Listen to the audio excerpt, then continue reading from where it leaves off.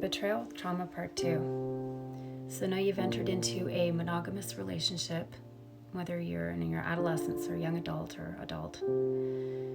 And you two have decided that it's a commitment between you and this other person. So there's no other person involved. It's just the two of you. And there has to be trust in order for that relationship to be functional. But what happens when that trust is broken, especially with somebody that has childhood trauma or betrayal trauma from their past? It is probably the most insidious, painful form of trauma, other than grief and loss of a person.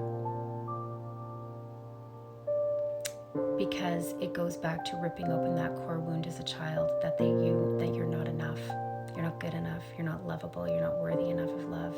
You're defective somehow. And now what you've done by creating, causing the infidelity, is planted imaginary images of you and this other person in your partner's brain that they can't stop. It's like PTSD on steroids, and it is literally going around in a circle. And this is where the obsession kicks in of being betrayed, and you can't let it go because all you can do is think about what they were doing with that person, whether it was on a physical, emotional, mental, all three level, because it is the ultimate form of betrayal.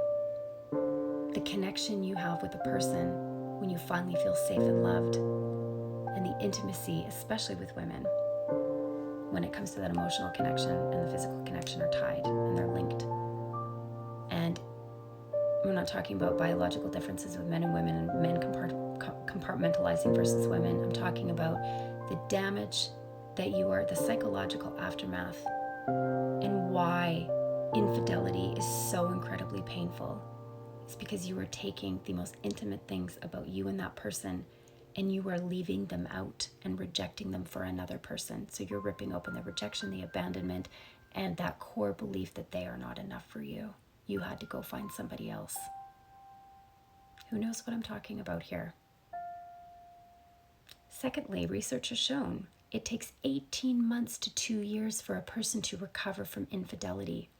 The pain of the infidelity, of being rejected that way, and the thought and the feeling of somebody choosing your person that you loved and you thought that they loved you, is with another person.